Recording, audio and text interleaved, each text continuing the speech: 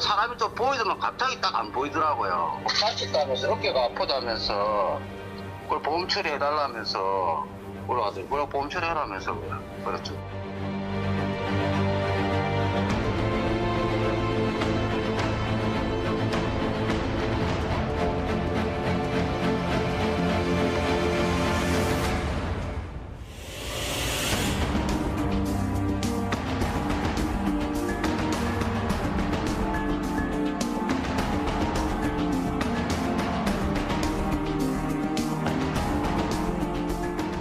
보험 사기를 저지르게 되게 되면 보험 재정 누수도 상당히 많이 되는 부분이고, 그러다 보면 국민들이 그만큼 보험료를 더 내야 됩니다.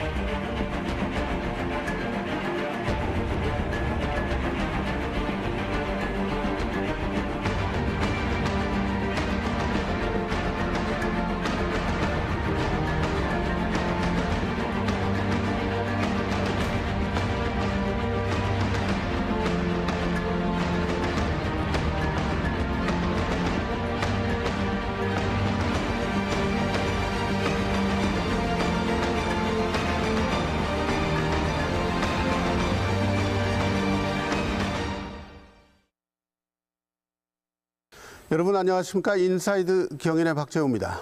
이번 주부터 진행을 맡게 됐습니다. 요즘 자동차 사고와 관련해서 가해자 민원이 증가하고 있다고 합니다. 경미한 접촉사고인데 피해자가 과도하게 치료비와 위자료, 수리비를 청구하기 때문입니다. 이 가운데는 보험 사기도 상당하다는데요. 오늘 인사이드 경인에서는 경미한 교통사고의 보험금 과다 청구 문제 짚어보겠습니다. 오늘 먼저 패널 세 분 나오셨습니다. 국민의힘 송석준 의원님. 네, 안녕하세요. 예, 자동차 기술연구소가 위치하고 있는 이천시 지역 출신 재선 국회의원 송석준입니다. 그리고 보험개발원 자동차기술연구소 박진호 소장님 나오셨습니다. 안녕하십니까. 자동차기술연구소장 박진호입니다. 연세대학교 원주의과대학 응급의학과 이강현 교수님 나오셨습니다. 네, 반갑습니다. 이강현입니다. 먼저 보험개발원 박 소장님, 요즘은 블랙박스라든지 CCTV가 많지 않습니까? 그래서 교통사고 피해자나 가해자를 가려내기가 예전보다는 굉장히 수월해졌다 이렇게 생각되는데요. 예, 그렇습니다. 블랙박스나 CCTV 영상이 가피해자를 정확하게 가려내는데 큰 역할을 하고 있습니다. 간혹 가피해자가 바뀌었다가 이 영상을 통해서 바로잡아지는 그런 경우도 있습니다. 특히 요즘에는 이벤트 데이터 레코더라는 기기도 있어서 사고 당시의 속도나 조향 각도, 브레이크 제동 여부 등도 알 수가 있어서 교통사고 분석이 점점 더 과학화되고 있습니다. 네, 그런데 이건 아주 경미한 교통사고다라고 객관적으로 판단할 수 있는 그런 근거 자료라든지 그런 기준 같은 것이 있나요? 보험업계에서 볼 때 경미한 교통사고라는 것은 어떤 경우를 얘기하는 건가요? 예, 이 국내에서는 아직 경미 사고에 대해서 학문적으로 정의가 된다든가 법규에서 정의된 말은 아직 없습니다. 다만 이제 한 3주 미만 정도 진단이 나올 경우, 또 피해 차량의 속도 변화가 10km 이하 이럴 경우를 이제 경미라고 통칭을 하고 있고요. 특히 이 자동차 보험에서는 상해 등급을 1단계에서 14단계로 나누고 있는데 그중에 12등급, 13등급, 14등급을 경미 상해라고 보통 보고 있습니다. 여긴 인대가 늘어난다든가 편타성 상해, 염자 이들이 여기에 속합니다. 네, 네. 그리고 의료 현장에 계시는 이강현 교수님 보실 때는 응급의학과 교수님이시니까 중상 환자에서 경상 환자까지 교통사고 환자들 정말 많이 보실 텐데요. 그런데 일반적으로 정상이다 이렇게 보여도 환자가 아프다고 하면 의사로서는 어디가 안 좋은지 이런저런 검사를 다 해봐야 되는 거 아닌가요? 네, 그렇습니다. 통증은 그 환자가 주관적으로 느끼는 증상이기 때문에 의사들은 아픈 부위를 진찰하고 또 검사를 해서 그 아픈 원인을 찾아서 치료를 하기 위해서 노력하고 있습니다. 그러면 검사를 다 했는데도 큰 이상이 없다. 이렇게 의사가 보기에도 통원 치료 정도만 하면 될 것 같은데, 환자 입장에서 환자가 나는 계속 아프다. 이렇게 할 때는 어떻게 하시는지요? 네, 그 환자들에게 이제 검사에서 이상이 없음을 설명을 했는데도 불구하고 지속적으로 환자가 이제 통증을 요구를 하고 또 추적 검사나 CT 같은 것들을 요구를 하는 경우가 있습니다. 이런 경우에는 이 설득을 해서 이 지금 당장 이 통증 치료 이런 보존적인 치료를 통해서 입원하실 필요 없고 외래로 나중에 추적 관찰을 필요하다고 이렇게 얘기를 합니다. 그럼에도 불구하고 이 입원을 요구를 한다든지 더 MRI 이런 검사를 요구하는 경우가 있는데 그런 경우는 이제 상당히 설득하는데 어려움이 있습니다. 국민의힘 송석준 의원님, 자동차 보험금 지급과 관련해서 뭐 조사하신 게 있다고 하는데 이런 상황들 때문에 경상 환자에게 지급되는 치료비가 뭐 크게 늘고 있는 건 아닌가요? 예. 제 의원실에서 조사한 바에 의하면 지난 5년간, 최근 5년간 그 중상 환자 수는 대략 한 6% 정도 줄은 데 반해서 경상 환자 수는 약 3.8%가 늘어난 것으로 좀 이렇게 분석되고 있습니다. 이런 보험금 지급 그 규모로 보면은 지난 5년간 2조 약 330억 원에서 3조 290억 원으로 약 50% 정도 늘어난 것으로 나타나고 있습니다. 이것은 중상 환자들에 대한 연평균 지급액보다 무려 경상 환자들에 대한 보험금 지급액이 5배 이르는 것으로 이렇게 분석되고 있습니다. 아, 네. 뭐 굉장히 많은 수치인데요. 우리 박진호 소장님 보실 때 이렇게 경미한 교통사고 피해자들이 과잉 진료를 받으면서 보험료 지급이 올라가게 되면 전반적으로 자동차 보험료가 올라가게 되는 거 아닌가요? 뭐 그렇다면 사고를 내지 않은 일반 운전자들이 고스란히 그 피해를 받게 되는 거 아닌가요? 예, 보험금 지급이 많으면 이게 시기의 문제지 결국은 보험료에 반영된다고 봐야 합니다. 그러니까 보험의 기본 원칙 중에 하나가 수지 상등의 원칙이 있는데요. 이 수지라는 게 수입 보험료와 지급 보험금을 이렇게 맞추게 되어 있어서 보험금이 많이 지출되게 되면 결국은 어떤 통로를 통해서 보험료가 올라갈 수밖에 없는 그런 구조입니다. 그리고 또 사고를 낸 사람에게도 이렇게 할증이 주어지고요. 그렇지만 또 단체성, 또 그룹으로 평가를 받기 때문에 사고를 내지 않은 보험 가입자도 이게 어느 정도 보험료가 올라갈 수 있는 그런 상황이 생기게 됩니다. 아, 네. 송석준 의원님, 이렇게 그 일반 운전자들이 보험료를 더 내게 되면 뭐 문제가 크다고 생각이 되는데요. 자동차 보험금이라는 게 피해자가 원하는 대로 뭐 다 지급하는 건 아니지 않습니까? 어떤 기준이 있을 텐데요. 치료 기간이라든지 아니면 뭐 치료비라든지 위자료 등을 지급할 때 뭐 기준 같은 게 뭐 어떻게 될까요? 예, 그 치료 기간에 대해서는 뭐 별도로 이렇게 뭐 정한 바는 없습니다. 다만 치료비에 대해서 이제 의무보험의 경우에는 자동차 손해배상 보장법이라든가 또는 관련 법령에 따라서 대략 14개 단계로 나눠서 이렇게 보험금이 이렇게 규정되어 있습니다. 반면에 임의 보험의 경우에는 보험증권에 기재된 보험 가입 금액대로 이렇게 지급하도록 이렇게 이런 규정이 있습니다. 예. 이강인 교수님, 그 의료 현장에서 볼 때 그런데 경미한 사고로 봤는데 나중에 후유증이 발생할 확률은 뭐 얼마나 될까요? 교통사고 같은 경우는 후유증이 더 무섭다, 뭐 이렇게 얘기를 해서 쉽게 합의를 해주면 안 된다, 뭐 이런 말들도 많이 하지 않습니까? 예, 실제 그 경미 사고 후에 큰 증상이 없는데도 나중에 합병증이 무서워서 이제 MRI를 찍기를 요구한다든지 또 입원을 요구하는 경우가 있습니다. 그렇지만 실제 사고를 재현한 저희들이 건강한 성인에서 시속 8km 이하의 속도로 추돌, 충돌 경미 사고에서 치료를 요하는 그런 이 손상이나 합병증을 발생하는 경우는 없었습니다. 또한 그 사고 발생 이후에 지연성으로 발생되는 추가 손상이 있다고 하더라도 그때 가서 치료받거나 받으면 큰 문제는 없고 또 보험 적용을 받아서 치료를 받을 수가 있습니다. 우리 박 소장님, 뭐 경미한 교통사고 중에는 보험 사기라고 할 만한 사례들도 분명히 있을 텐데요. 큰 금액으로 사기를 치면 걸리니까 뭐 적은 돈, 소액으로 여러 번 사기를 칠 수도 있을 것 같은데 뭐 실제 사례로는 뭐 어떤 게 있을까요? 예, 그런 경향들이 있습니다. 이게 예를 들면 고의로 차량에 부딪히는 소위 손목치기라고 부르죠. 이런 수법으로 쉬운 한 건의 교통사고를 내고 3,300만 원 가량의 보험금을 타간 40대가 경찰에 적발된 그런 사례가 있고요. 또 이 경미한 사고 같은 경우에는 적발하기도 쉽지가 좀 않아서 재범률도 좀 높은 편입니다. 또 최근에는 이 가피해자 모집을 통해서 보험 사기를 벌이는 경우가 있는데요.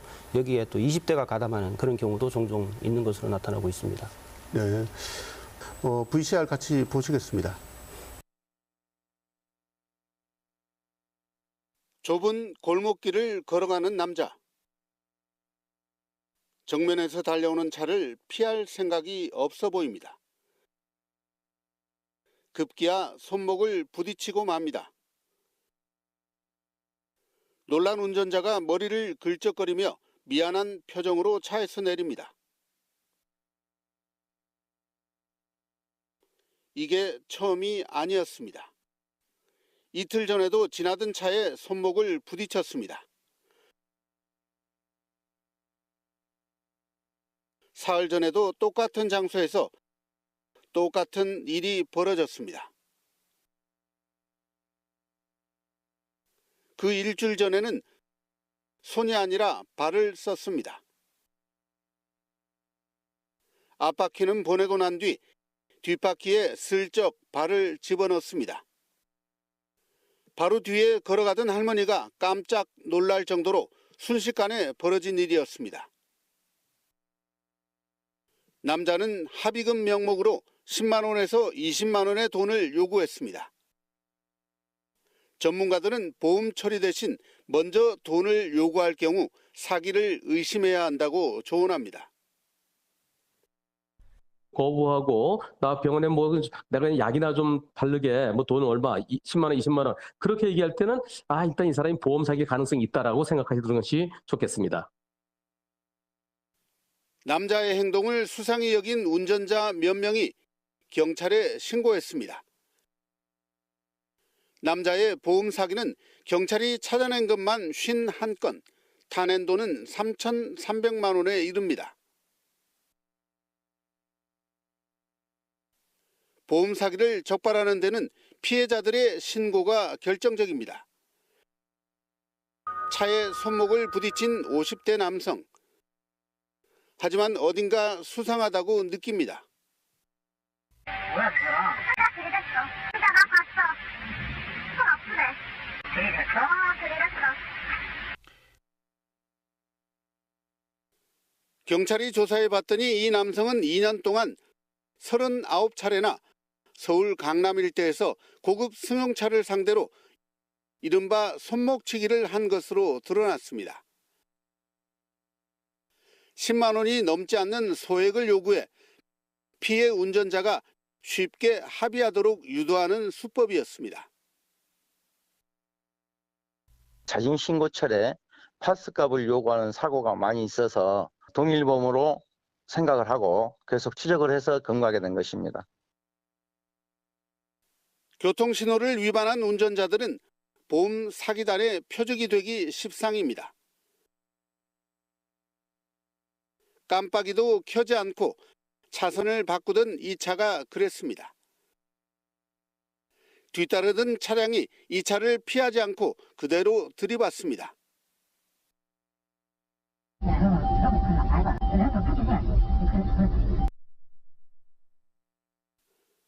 황색 신호에 직진하던 차량과 유턴을 시도하던 차량이 충돌합니다.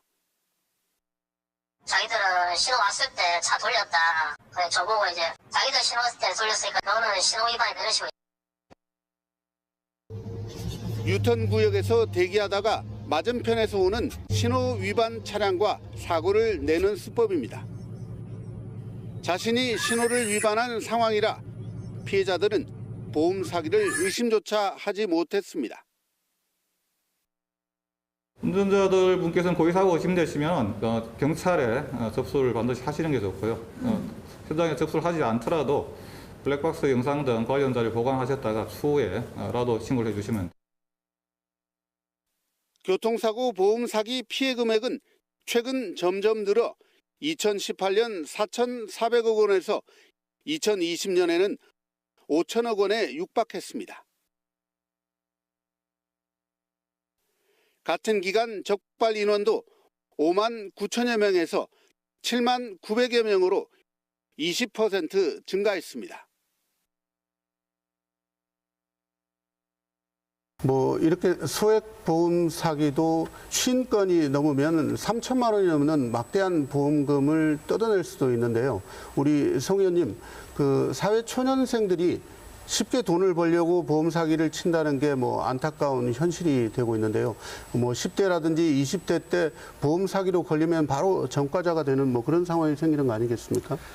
예, 맞습니다. 예, 청년들의 경우 이렇게 또 많은 또 유혹을 느낄 수도 있을 겁니다. 특히 최근 통계를 보면은 이런 보험 사기 관련해서 20대의 사기 사건이 많이 늘어나고 있는 것으로 이렇게 분석되고 있습니다. 그 중에서도 자동차 보험 관련 사고, 이 사기 행위가 전체 한 80%를 넘을 정도로 여기에 집중되고 있습니다. 그 유형들을 보면은 뭐 SNS를 통해서 이렇게 공모자를 모집한 다음에 고의 사고를 유발한다든가 또는 기업형 브로커 조직들과 연계해서 허위 진단, 입원, 그래서 보험 사기를 일으킨 경우도 있고 또 최근에 뭐 뉴스에서도 많이 나왔지만 사이드 미러 등 고의로 손이나 팔을 대는 차에 그래서 이런 소위 손목치기 수법 여러 가지 유형의 이런 사기 보험 사기 이런 범죄들이 발생하고 있습니다. 이런 부분에 대해서 우리가 사회적으로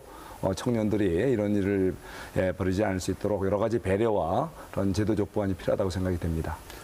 네, 뭐 이런 상황들이 갈수록 큰 사회 문제가 되고 있는데요. 뭐 이번에는 교통사고 사례들을 실제로 그 블랙박스 영상들을 보면서 말씀을 같이 한번 나눠보겠습니다. 뭐 짧은 영상들인데요. 뭐 첫 번째는 경미한 추돌 사고 사례입니다. VCR 같이 보시겠습니다. 지금 뭐 영상을 보니까 그 뒤에 있던 차가 앞차와 부딪히는 장면인데요. 뭐 이런 경우는 과실로 치면 뭐 흔히 뒤에 차가 100% 잘못한 거 아닌가요? 예, 그렇습니다. 이 두 차가 이렇게 나란히 가다가 뒷차가 앞차를 이렇게 치게 되면 거의 이제 안전거리 미확보를 한 것으로 보고 특별한 이유가 없으면 뒷차가 거의 100% 과실이 됩니다. 주로 이런 사건들이 100% 일반 과실의 전형적인 예가 되겠습니다. 네, 뭐 어떻습니까? 교수님 보시기에는 뭐 이 정도 사고 뭐 운전자가 많이 다쳤을까요? 그렇지는 않아 보이는데 자동차에 뭐 흠집도 뭐 별로 안 났을 정도 아주 작은 뭐 접촉 정도라고 생각이 되는데 어떻습니까? 예, 저희들이 그 지금 저 속도보다 조금 높은 추돌 시속 12km, 10km, 12km 정도로 실제 실사고 재현 추돌 시험을 해봤습니다. 그래서 우리가 정상 승인해서 이 추돌 전후에 마라이를 찍고 또 신경 검사를 하고 그래서 추돌 이후에 검사한 결과 모두 정상으로 나왔습니다. 그래서 아마 저 정도의 추돌 사고에서 신경학적 어떤 손상이 발생하거나 이런 경우는 흔하지 않을 것으로 생각이 됩니다. 뭐 우리 소장님 이런 사고 같은 경우에 뭐 어떻습니까? 운전자라든지 뭐 차량의 피해 정도는 뭐 어느 정도로 봐야 할까요? 이 사건의 경우에 범퍼 그 뒷범퍼에 미세한 스크래치가 스크래치 손상이 있었어요. 그리고 범퍼 안쪽에 이제 충격을 흡수하는 장치들이 있는데 여기에는 전혀 뭐 변형이나 손상들이 발견되지 않았고요. 그런데 이 사고에서 이제 운전자가 11일간 입원을 한 뒤에 한의원 통원 치료를 진행 중에 있는 그런 사건입니다. 네. 네, 송석준 의원님, 뭐 입원 치료를 받고 있다는데 뭐 11일 동안 입원을 하고 뭐 한의원 통원 치료도 한다는데 뭐 이 정도 사고에 뭐 과연 이런 치료가 가능한가요? 예, 현행 규정을 보면은 이런 그 자동차 보험 사고의 경우에 그 치료 관계비 전액 지급 제도를 지금 규정을 하고 있습니다. 피해자 보호를 좀 두텁게 한다는 취지에서 치료 관계비 전액 지급 제도를 좀 시행하고 있는데요.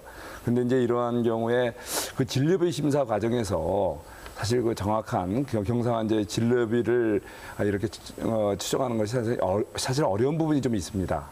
그래서 이제 보험사가 직접 하던 것을 전문기관인 건강보험 심사평가원에 이제 의탁해서 시행하고 있지만 그럼에도 불구하고 이 경상 환자에 대한 진료비의 적정화에는 많은 한계가 있는 것으로 나타나고 있습니다. 실제 그 통계를 보면은 일반 그 자동차 보험 환자 수에 그 비해서 특히 그 실제로 의뢰 진료비의 증가가 속도가 굉장히 빠른 것으로 좀 나타나고 있습니다. 다음 화면 한번 보실까요? 지금 뭐 앞쪽 차가 가다가 잠깐 멈춰서고 뒤쪽 차가 뭐 바깥쪽 차로에서 안쪽 차로로 방향 전환을 하려다가 앞차가 쓰니까 뭐 같이 멈춰서는 그런 영상 같은데 우리 박 소장님 어떻습니까? 이것도 뭐 자동차 사고로 봐야 할까요? 어떻습니까? 뭐 사고가 난 건가요? 이게 실제로? 이거를 뭐 자동차 사고라고 해야 될지는 모르겠는데 자동차 보험 사고일 수는 있습니다. 이게 차가 이제 서로 엇갈려 가서 차선 변경을 시도 중에 앞차가 감속을 하면서 내가 급격하게 이제 속도를 줄일 수밖에 없었다. 그래서 이제 내가 상해를 당했다라고 이제 주장을 하는 건데요. 소위 이거를 비접촉 사고다라고 이제 합니다. 그런데 우리 그 자동차 보험 약관상에는 자동차를 소유, 사용, 관리하다가 상대방에게 손해를 끼친 경우에 보상을 한다 이렇게 되어 있습니다. 그래서 접촉이 필수 조건은 아닙니다. 다만 여기서 이 부상하고 감속한 게 인과관계가 있느냐, 또 이제 이 정도의 감속으로 사람이 다칠 수 있을까 하는 이런 다툼의 여지는 충분히 있다고 볼 수 있겠습니다. 뭐 이 화면을 보면 그 자동차 운전자가 뭐 실제로 다쳤을까 뭐 이런 생각까지 들 정도인데 뭐 실제로 어떻습니까? 예, 그렇죠. 실제로는 이제 이 다쳤다고 하시는 분이 이제 경추염자 또 요추염자라는 진단으로 263회 통원 치료를 그런 한 사례입니다. 치료비로는 한 1,500만 원 정도 지급되었고요. 아니, 저 사고 때문에 263회나 통원 치료를 받았다고요? 그리고 치료비가 뭐 1,500만 원이라는 게 네. 믿기지가 않을 정도인데요. 뭐 과연 그 이런 치료비 지급이 가능한 건가요? 이게 뭐 치료를 뭐 얼마나 받았던 건가요? 예, 그렇습니다. 이 보험회사는 이를 거부할 마땅한 기준은 사실 없습니다. 그리고 이 인과관계 규명도 용이하지 않아서 일단은 치료비를 이제 지급한 것으로 보이고요. 한 치료 기간은 한 18개월 받은 것으로 나와 있습니다. 이 교수님 보실 때는 뭐 피해 차량의 그 탑승자가 뭐 이 사고 때문에 뭐 염좌 소견으로 치료를 받았다고 하는데 뭐 의사로서 볼 때 소견서를 써줬다는 건데 그 일부에서는 진단서 발급 과정이 뭐 너무 쉽게 발급해 주는 거 아니냐 뭐 이런 얘기를 하는 분들도 있는데요. 예, 그 경추 염자나 여추 염자 진단은 엑스레이나 그 MRI 같은 것으로 이제 진단되는 것이 아니라 환자의 그 호소하는 증상과 신체 검사로서 이제 의존해서 진단이 되기 때문에 사실 이 보험 사기를 목적으로 맘 먹고 지속적으로 통증을 호소한다든지 치료를 요구하면은 의사 입장에서는 사실 치료를 안 할 수가 없는 그런 그 상황이 되겠습니다. 소장님 보실 때는 이렇게 그 접촉하지 않은 무접촉 사고인 경우에 이런 사례에서는 그 보험금 합의라든지 이런 과정은 뭐 어떻게 진행이 되는 건가요? 예, 뭐 비접촉 사고도 보험금 지급이 되는 경우가 꽤 있습니다. 뭐 차량을 피하기 위해 하다가 이제 자전거를 탔었는데 넘어져 다치는 경우 이런 경우가 있는데 이 건의 같은 경우에는 보험금 지급을 하고 이제 보험회사가 보험 사기로 경찰에 고소장을 접수한 그런 상황이고요. 아마 그 이후에 보험사는 교통사고 해석 전문기관에 사고 분석을 의뢰한다든지 또 국내외 공학적 연구자료 등을 통해서 연구자료를 확보해서 아마 법원에 제출하고 해서 법원에서 아마 다투게 될 것으로 보여집니다. 아, 네. 성석준 의원님 보시기에는 그 보험 사기로 고소장이 접수가 돼도 이게 그 보험 사기인지 또 아닌지 피해자가 상해가 전혀 없다 이런 걸 입증하는 데는 아무래도 뭐 한계가 있지 않겠습니까? 뭐 그것 때문에 보험 사기가 많은 거 아닌가요? 예, 맞습니다. 예, 사실은 그게 사기 여부를 판별하기가 사실 굉장히 어려운데요. 실제 이제 그 보험 사기의 그 통계를 한번 분석을 해보니까 지난 5년간 보험 사기 총액은 약 4.2조 원, 그리고 보험 사기 건수 약 45만 건이었습니다. 예, 이거를 연평균으로 보자면은 연간 약 8,500억 원. 그리고 또 이 건수로 보면 연간 약 9만 건의 보험 사기 건수가 발생했다고 볼 수가 있습니다. 이런 보험 사기에 대해서 이제 적발 후에 환수율도 상당히 낮은 편입니다. 약 뭐 한 16% 내외. 예, 그러다 보니까 결국 이것이 사회적 비용으로 발생하고 결국은 보험료의 인상 요인으로 이제 작용할 수도 있습니다. 예, 또 안타까운 것은 이런 보험사 사기의 유형도 굉장히 다양화된다는 데 있죠. 예, 진단서의 의변조 또는 그 입원 수술비 과다 청구라든가 일반 상해의 자동차 사고 의장 또 질병의 상해 사고 의장 뭐 허위 수술, 허위 차량 도난, 뭐 허위 사망 실종 뭐 이런 사례들도 많이 이렇게 또 대표적인 유형으로 또 이렇게 분석되고 있습니다. 그러면 뭐 보험 사기를 이렇게 한다는 게 어떻게 보면 좀 쉽게 돈을 벌 수 있다 뭐 이런 측면도 있겠지만은 그 보험 사기를 한다는 게 하고 나서 처벌받는 처벌 강도가 너무 약하다 뭐 이런 게 원인이 될 수도 있을 것 같은데 예. 뭐 엄격하게 좀 더 처벌을 강화하면 뭐 섣불리 보험 사기를 하지 않는 뭐 그런 그 뭐 제도적 장치라든지 뭐 그런 게 될 수도 있지 않을까요? 예. 그래서 이제 보험 사기를 막는 데는 여러 가지 많은 노력이 좀 필요하다고 생각이 듭니다. 그래서 이제 우리 사회에서도 지금 이제 보험 사기 방지를 위한 이제 특별법을 제정해야 되지 않느냐 이런 좀 노력들이 또 논의들이 많이 있습니다. 예, 그래서 이제 또 뭐 지금 말씀하신 대로 대표적으로 보험 사기 관련 처벌 규정을 좀 대폭 강화하자 이런 논의가 있어서 예, 구체적으로 어느 정도 하는 것이 효과적인지 이런 거에 대해서 좀 관계 전문기관들 연구 그리고 또 우리 국회에서도 활발한 논의가 좀 진행 중에 있다는 말씀을 드립니다. 네, 계속해서 앞에 두 가지 영상 보셨는데 다음 영상 보면서 말씀 이어가도록 하겠습니다. 지금 차량이 후진을 하다가 뭐 멈춰선 그런 차량하고 접촉 사고가 난 상황인 것 같은데 뭐 속도를 내는 상황은 거의 안 보이는 것 같은데 사고 상황이라든지 뭐 피해자 요구 상황 같은 거 소장님 보시기엔 어떻습니까? 네, 이 사고는 이게 도로에서 두 차량이 도로가에 나란히 주차를 하고 있다가 그 앞에 있던 차가 이제 빠져나가기 위해서 후진을 하다가 뒤에 있는 이제 차를 역도를 한 그런 사고입니다. 이 사고로 그 뒤에 차량의 라디에이터 그릴이 이제 그릴을 새 것으로 교환을 했고요. 또 한방 치료를 하면서 한 450만 원의 합의금을 요구한 그런 보험건입니다. 아니 저 정도의 그 라디에이터 그릴이 파손이 됐다고요? 아까 볼 때는 뭐 거의 속도가 안 나는 뭐 그런 상황인 것 같은데 라디에이터 그릴도 파손이 되고 합의금이 뭐 450만 원 정도 요구를 했다고 그러는데 거기에다가 뭐 한방 치료비라든지 뭐 이런 걸 요구를 했다는데 현재 진행되는 상황은 어떻습니까? 예, 저희가 그 그림상 판단하기에도 이게 라디에이터 그릴이면 크게 파손되어 보이지는 않습니다. 실제로도 그 파손 상태가 거의 확인이 잘 안 될 정도로 미세하다 이런 상황이었고요. 그런데 이제 부품을 새 걸로 이렇게 교환을 했는데 실제로 이렇게 약간의 스크래치만 나도 자기 담보로 이걸 보장을 하지 않고 상대방 보험으로 그러니까 대물 보상이죠. 상대방의 대물 보상으로 처리할 경우에는 새 것으로 교환을 요구하는 경우가 굉장히 많습니다. 특히 이 고가 외산 차량인 경우에 그런 경우가 더 허다하게 발생을 하고 있습니다. 뭐 이렇게 그 작은 접촉 사고인데도 뭐 그렇게 과다하게 그 뭐 치료비라든지 뭐 여러 가지 그 수리비라든지 이런 것들을 요구하는 사례들이 실제로 굉장히 많나 봐요.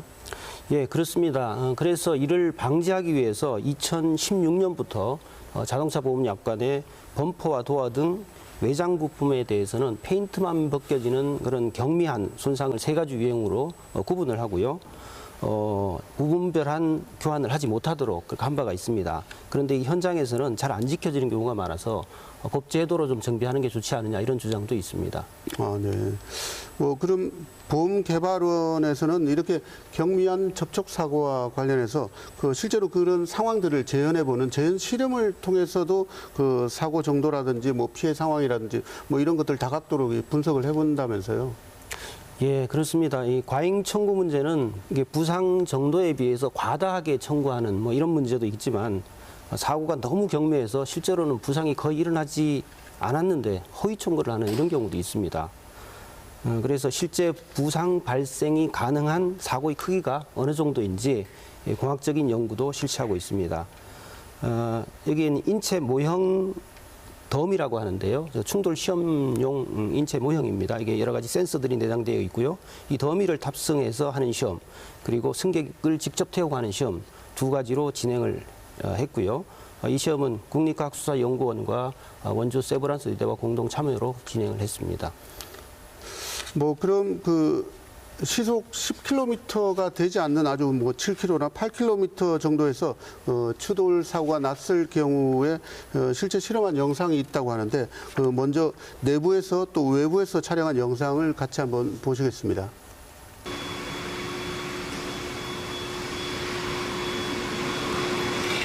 지금 그 운전자와 뒷좌석에 탑승자가 있는 상황이고 그 뒷차가 앞차를 이렇게 추돌하는 뭐 그런 사고 장면이 나오고 있는데요. 뭐 이런 경우에 뭐 우리 뭐 흔히 뭐 영화라든지 뭐 드라마 같은 데서 흔히 뭐 많이 나오는 장면인데 그 약간 뭐 앞차에 있는 운전자가 갑자기 뭐 이 뒷목을 잡고서 뭐 문을 열고 나온다든지 뭐 그런 상황들이 가끔 발생하기도 하는데 실제 시험 조건이라든지 이 당시 이 실험을 했을 때 실험 결과에 대해서 설명을 좀 해주시겠습니까? 네, 이 두 차량으로 이제 시험을 했는데 이 추돌 한 차량의 속도는 시속 한 8.6km 정도였고요. 그 앞차와의 겹침량은 100%, 그러니까 뒷 범퍼와 앞 범퍼가 이제 100% 겹치도록 이제 시험을 했고 또 추돌을 당해서 당한 이제 피추돌차의 속도 변화는 시속 7.3km로 나왔습니다. 이러한 이제 종류의 시험을 조건을 바꾸어서 다양하게 한 22회 시험을 진행했는데요. 속도 변화가 적게는 시속 0.2에서 좀 많게는 9.4km까지 나왔습니다. 겹침량이 좀 적을 경우, 이렇게 측면 사고나 이런 경우에는 이 속도 변화가 매우 낮은 것으로 나타났습니다.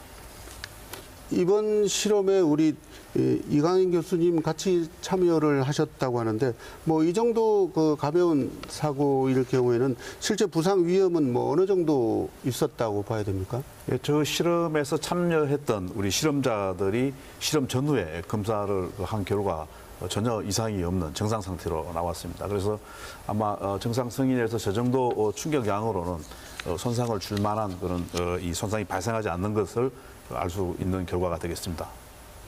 몇 가지 영상을 보셨는데 다음 실험 영상은 그 범퍼카를 이용한 영상인데 다 같이 범퍼카 영상 한번 보시겠습니다.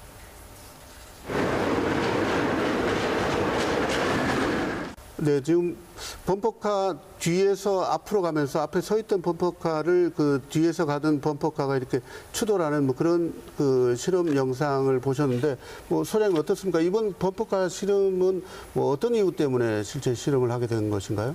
이 부상 여부를 판단하기 위해서는 실차 테스트도 하지만 이제 실제 부상 발생 여부를 좀 더 다양하게 평가해보고자 일상생활 충격량하고 이 차의 사고, 부상 여부 이걸 판단해보고자 일상생활 충격량을 비교 시험을 했는데요. 주차장의 주차턱 충격 시험, 또 도로에 가면 그 과속 방지턱을 넘어갈 때의 충격, 그리고 지금 영상에 보신 바와 같이 놀이공원에 있는 범퍼카 시험 이런 것들을 했는데 그중에 이제 이 범퍼카 영상을 지금 보셨고요. 피추돌 범퍼카의 속도 변화가 한 6에서 8km, 시속 6에서 8km 정도 나왔습니다. 그리고 이 시험이 끝난 후에 저희들이 이 놀이동산에 문의한 결과 이 범퍼카를 16년간 운영을 했는데 매년 한 5만 명이 이용을 한다고 합니다. 그동안 많은 이용이 있었어도 뭐 목 부상이나 이런 부상이 신고된 바는 없다고 전해 들었습니다.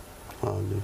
뭐 금방 소장님 말씀하신 것처럼 그 실제 그 범퍼카의 속도가 뭐 6에서 8km 정도라고 하면 어떻습니까, 교수님?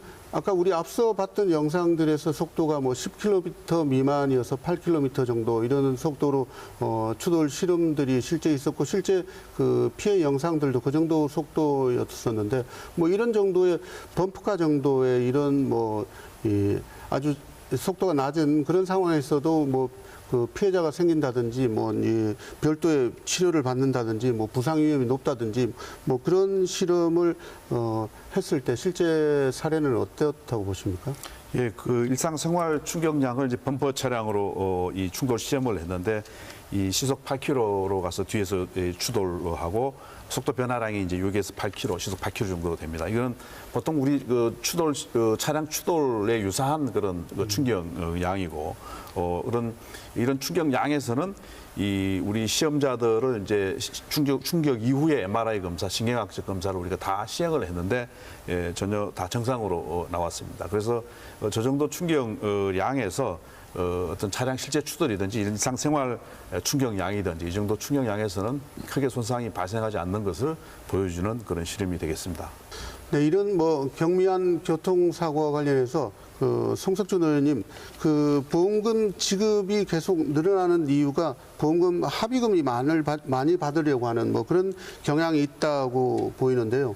뭐 실제로 보면 뭐 인터넷이라든지 또 우리 뭐 유튜브 같은 데 보면 뭐 교통사고를 합의하는 요령을 알려준다든지 또 합의금을 많이 받으려면 뭐 이렇게 해라 뭐 그런 걸 알려주는 유튜브나 뭐 그런 자료들이 굉장히 많다고 합니다. 이런 것들이 실제로 통하니까 그 합의금을 과잉해서 지급하는 뭐 이런 상황들이 건절이 되지 않는 것 같은데 뭐 이런 자료들이 다 합법적이다 이렇게 봐야 하는 건가요? 예, 그 뭐 이런 유튜브나 인터넷상에서 이제 나오는 그 합의 요령, 합의금 이제 많이 받는 법 이런 것들이 많이 통용되고 있는데 이러한 것들이 명백하게 보험 사기를 조장하거나 유도하지 않는 한 또 위법하다라고 또 딱히 잘라서 이렇게 접근하기 어려운 측면도 있는 것 같습니다. 거기에다가 또 지금 보험금이 지금 또 이렇게 과잉 지급된다 이런 얘기들이 많이 있는데 그 원인은 이제 치료 기간에 비례해서 이제 합의금 명목에 이제 그 향후 치료비라는 것이 이제 현금 형태로 지급되지 않습니까? 예, 그러다 보니까 이제 과잉 치료의 이제 하나의 원인이 되는 그런 측면도 있는 것 같습니다. 실제로 이런 상황을 한번 분석을 해보면은 신속한 이런 사건, 이런 종결을 위해서 실제 그 이 보험회사에서 가해자를 대의해서 실제 그 비용 절감 등을 위해서 관행적으로 이렇게 이제 현금 형태로 이런 향후 치료비를 지급하는 그런 경우가 많은 것 같습니다. 그게 이제 통계적으로도 보면은 이것이 최근에는 거의 경상 환자의 경우에는 실제 병원 치료비 이상의 그 향후 치료비가 지급되고 있다 이런 또 분석도 있습니다. 그만큼 우리 향후 치료비 명목으로 보험금이 과잉 지급되는 측면이 요즘 이제 현실적으로 나타나고 있는 것 같습니다. 뭐 금방 의원님 말씀하신 대로 가벼운 사고인데 과잉 청구되는 뭐 그런 보험금이 많은 원인 가운데는 자동차 손해배상 보장법이 너무 오래전에 만들어져서 뭐 그런 거 아닌가 뭐 그래서 현실성이 없다 뭐 이런 얘기들도 있는데 뭐 어떻게 생각하십니까? 예, 맞습니다. 지금 이런 과잉 이런 특히 경상 환자의 경우에 진료 보험 지급의 경우에는 1963년에 제정된 자동차 손해배상 보장법에 여러 가지 그 현실 변화를 제대로 그때 만들어진 법이 반영을 못하고 있다. 예, 그런 기본 법적인 어떤 이런 골격 자체가 그 당시만 해도 이제 이 자동차 그 손해배상이라는 것이 주로 이제 보행자 보호에 이제 치우친 면이 있었습니다. 하지만 요즘은 이제 자동차가 많이 늘었고 이제 자동차 이제 2,500만 대 시대가 열리지 않았습니까? 그러다 보니까 실제 자동차 사고의 83% 이상이 이제 자동차 차대차 사고로 발생하고 있습니다. 이런 어떤 환경 변화를 이제 반영해서 뭔가 이제 자동차 손해배상 제도도 이제 바뀔 필요가 있겠다. 이제 이런 이제 현실적인 우리가 인식을 좀 하고 있습니다. 그래서 실제 지난 2011년에는 자동차 보험 환자의 이제 입원 통원 이제 가이드라인을 이제 법제화하는 방안도 추진된 바가 있었습니다. 하지만 이것들이 자발적인 권유 사항으로 운영되다 보니까 실질적으로 이런 자동차 보험 배상의 현실을 반영하는 데는 좀 한계가 있고 또 그걸 절감하는데 그 낭비 요인을 제어하는 데는 좀 한계가 있었다 이런 지적이 있습니다. 그래서 이제 정부에서도 뭐 다양한 자동차 보험 이제 개선 방안을 이제 발표하고 있는데요. 이거에 대해서는 좀 우리가 법 제도적으로도 뭔가 시대 변화를 반영한 제도 개선이 필요하다는 생각이 듭니다. 네, 의원님 말씀대로 뭐 현실적인 그 대안을 마련하는 그런 법제화 뭐 필요하다고 생각이 됩니다. 우리 이 교수님 아까 말씀하신 대로 이렇게 법을 다시 국회에서 손을 본다고 하더라도 교통사고로 발생하는 각종 통증들은 환자가 계속 아프다고 하면 아까 말씀하신 대로 치료를 계속 해줘야 되는 뭐 그런 상황인데요. 이렇게 경상 환자에 대한 치료 기준 같은 거 뭐 이런 것 좀 마련할 수 있을까요? 예, 그 통증은 개인적인 그런 이 증상 호소고 또 개인에 따라서 많은 차이가 있기 때문에 정확한 치료 기간을 정하는 것은 쉽지는 않습니다. 그럼에도 불구하고 이제 의료가 근거 기반으로 진단과 치료가 이제 이루어지는 것이 필요합니다. 이 경미 손상 환자에서 치료 기준 마련을 위해서 선진국 중심으로 의료계의 그 가이드라인 그 개발들 노력이 이루어지고 있습니다. 네. 뭐 이 교수님 금방 말씀하셨는데 우리 의원님 보시기에는 다른 나라에서도 뭐 이렇게 가벼운 교통사고 상해와 관련해서 뭐 어떻게 처리하고 있는지 뭐 다른 나라 사례들 좀 조사하신 게 있나요? 예, 외국의 사례를 보면은 좀 나라별로 많이 차이가 있는 것 같습니다. 뭐 예를 들면은 독일의 경우에는 뭐 시속 11km 미만의 그 사고의 경우에는 뭐 이렇게 상해 위험이 이제 낮다는 뭐 이런 연구 결과에 따라서 보험금을 아예 지급하지 않는 그런 경우도 있고요. 또 일본의 경우에는 이제 보상을 위한 여러 가지 증빙 서류를 제출을 요구하는 그런 경우도 있고요. 또 캐나다나 호주의 경우에는 이제 구체적인 경미한 상해에 대한 치료 절차라든가 진료 절차를 법제화해서 운영하는 경우도 있습니다. 네네. 예, 그 외에 뭐 영국의 경우에는 부상 기간에 따라서 합의금을 아예 그 정액화해서 규정화해서 운영하는 사례도 있고요. 예, 국가마다 이제 여러 가지 이런 경미한 교통사고의 공정한 관리, 또 이런 어떤 사회적 불필요한 낭비 요인을 막기 위한 여러 가지 제도가 운영되고 있는 것으로 분석되고 있습니다. 뭐 금방 말씀하신 대로 뭐 가벼운 교통사고 상해 처리에 대해서 뭐 해외 여러 나라 뭐 영국이라든지 뭐 캐나다라든지 뭐 그런 사례들 많이 뭐 들어주셔서 봤는데 뭐 우리나라에서는 뭐 이런 생각이 어느 정도 진전이 됐을까 생각이 들거든요. 실제 뭐 국회에 발의된 법안들이 있을까요? 예. 우리 21대 국회에 들어서도 여야 의원님들이 약 9개의 국권의 그 보험사기 방지 특별법 관련된 법안을 좀 발의되어 있는 상황입니다.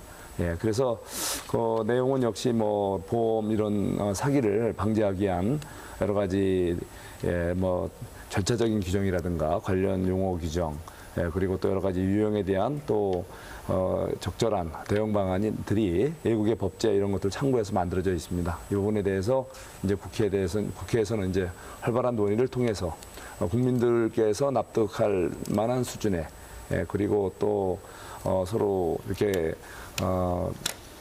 공정하고 또 사회적 비용을 줄일 수 있는 합리적 제도가 만들어질 수 있도록 우리 국회 차원에서 많은 노력을 해야 될 것 같습니다. 네네. 뭐 어떻습니까? 우리 이 교수님 의료계 쪽에서 보실 때는 어떻습니까? 가벼운 그 교통사고 때문에 뭐 생기는 그 경상 환자 뭐 과잉 진료를 막기 위해서는 뭐 의료계에서도 뭐 이런 뭐 기준점이라든지 지침을 마련해야 되지 않냐 뭐 이런 게 필요해 보이는데요. 뭐 소위 얘기하는 그 나이롱 환자들 돌보는 시간을 줄여야만이 진짜로 위급한 그 응급 환자들 돌보는 진짜로 필요한 시간들이 더 나야 되지 않을까 싶은데 뭐 그런 시간들을 좀 마련할 수 있는 방안들이 있을까요? 네, 그렇습니다. 근거 기반의 그 치료를 제공하기 위해서 이제 우리가 적절한 치료를 위한 치료 지침이 마련이 중요합니다. 그런 치료 지침을 통해서 진료를 하고 검사를 하고 또 치료를 하고 이렇게 해야만이 이 적절한 이 공정한 치료가 될 것으로 생각이 되고 이것을 위해서 이제 그 자동차 경미 사고 부상자 임상 진료 지침이라든지 이런 것들을 제정을 해서 이 아주 경미한 사고에서 신체 손상 가능성이 희박한 그런 경미 사고에서는 이 지속적인 치료가 대부분 필요 없고 또 그리고 일상 그 생활로 빨리 복귀하는 것이 더 빠르게 회복되는 것을 이기 때문에 활동적으로 행동하는 것이 더 추천되고 이런 것들을 권고하고 있습니다. 네. 뭐 어떻습니까? 우리 그 소장님 보시기에는 그 보험이라는 게 실제로 큰 사고가 나서 많이 다쳐서 또 치료가 진짜로 많이 필요하고 뭐 차량에 파손이 많이 됐을 때 뭐 그런 위급한 상황에서 도움을 받기 위해서 우리 흔히 자동차 보험을 많이 가입을 하게 되는데 뭐 그런 사고 수위에 따라서 큰 사고냐 적은 사고냐 뭐 아주 가벼운 접촉이냐 뭐 이런 거에 따라서 적절한 치료비라든지 또 수리비 뭐 이런 것들에 대한 기준이 꼭 필요하다 이런 생각이 드는데요. 보험업계에서는 보상 지침과 관련해서 뭐 어떤 준비들 하고 계신가요? 네, 이 보험업계에서 이 객관적 근거에 의한 보상이 이게 공정한 보상의 출발점이라는 그런 인식입니다. 그래서 의료계에서 만들어진 자동차 경미사고 진료 지침을 보상 기준으로 활용을 하고 또 실제로 자동차 보험에 관한 그 지급 보험금을 심사를 하고 있는 심사평가원의 심사 기준으로도 활용하면 좋겠다 이런 생각이 있고요.